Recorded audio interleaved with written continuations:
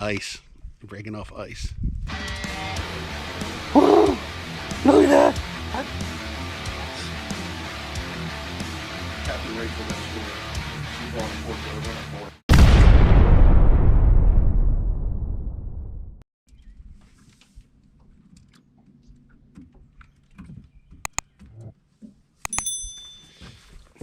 Ice. Breaking off ice.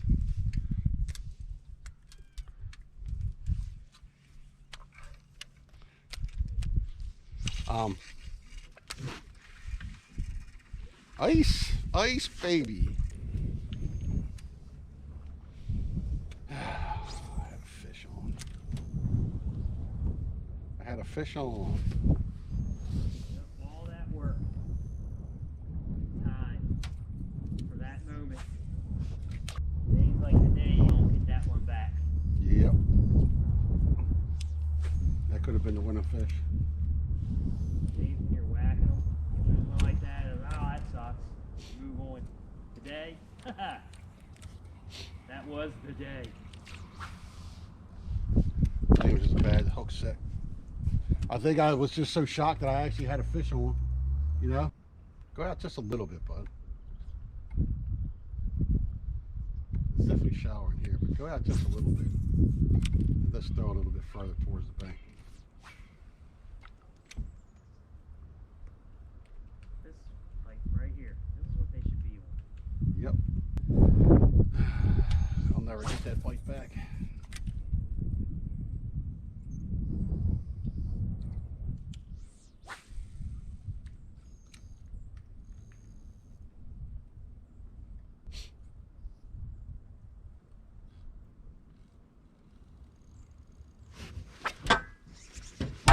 There you go, you got it back. Big one.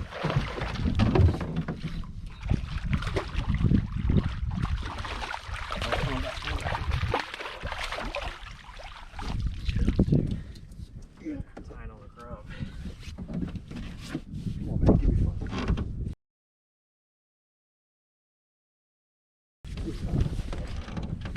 I felt it. I was watching my line hold, and I went started going inside. I knew it was coming. Well, nice. Well, I might want to look that up.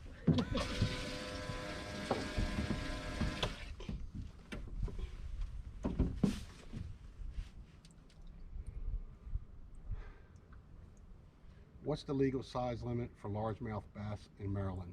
Here is information from your regulations. 15 inches, March 1st to June 15th. Oh. He's not going to count. No, it's got to be 15 inches. 12 inches, June 16th on March 1st starts to 15. today. Today.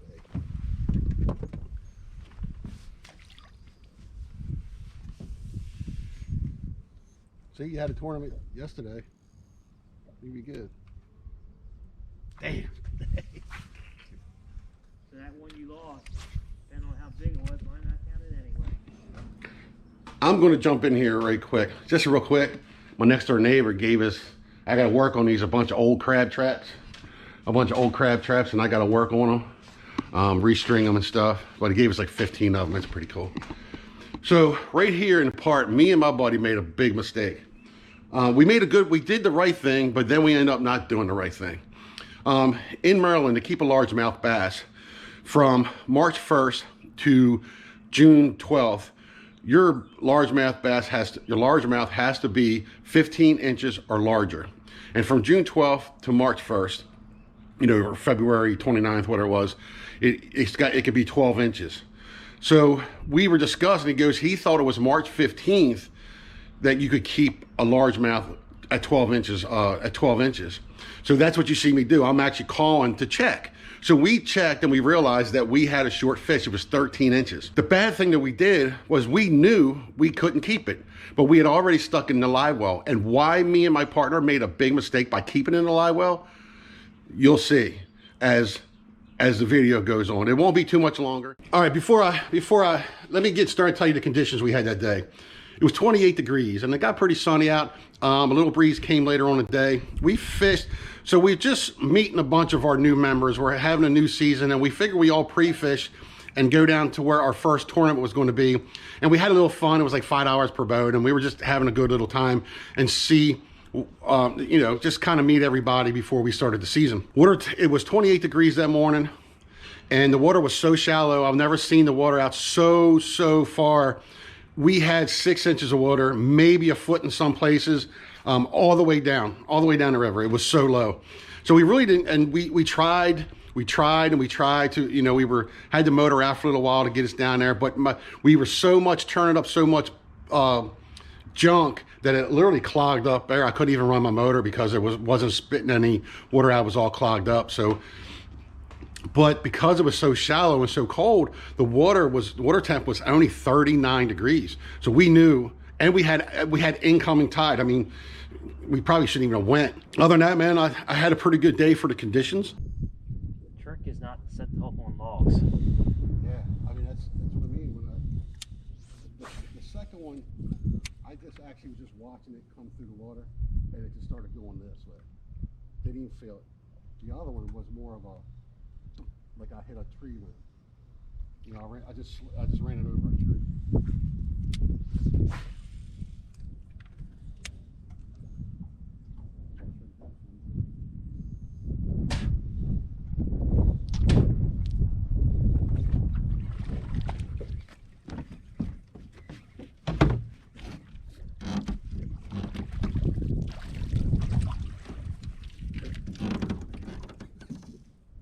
Lift your rod up.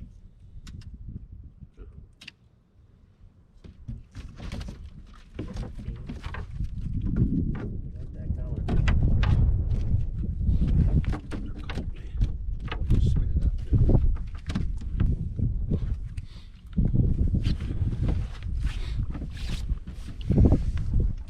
Another one.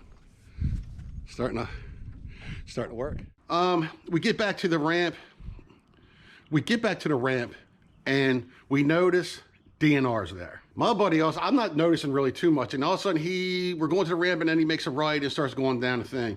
And he goes, oh my God, man, we still got that. We kept that fish in the live well. I'm like, why didn't we get rid of it? So when we went away from it, I actually took it out. I measured him again to make sure. And I threw him overboard. Well, obviously I did it in front of DNR, which you never should ever have done. But I was honest with him.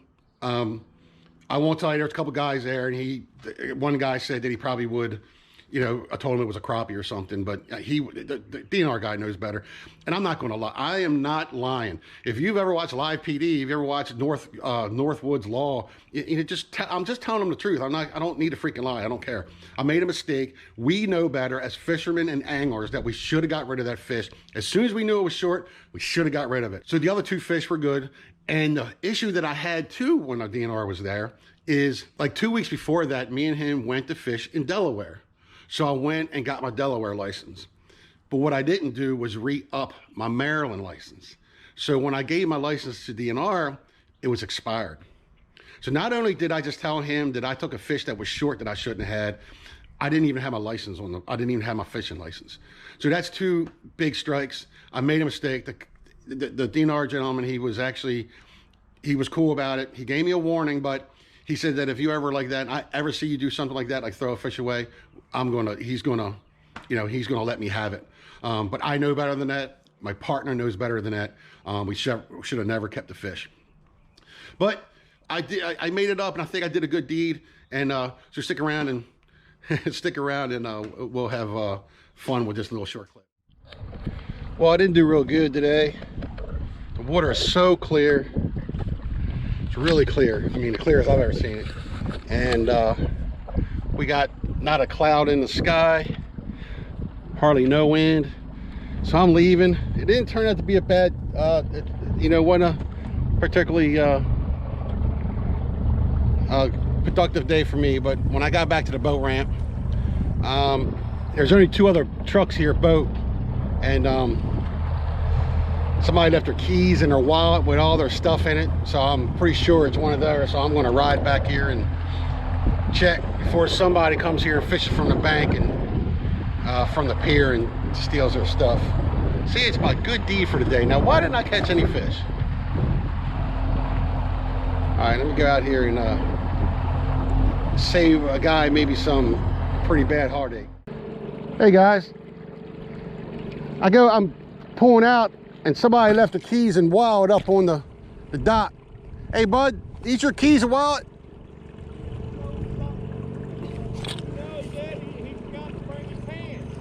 Yeah, I seen him in his pajamas.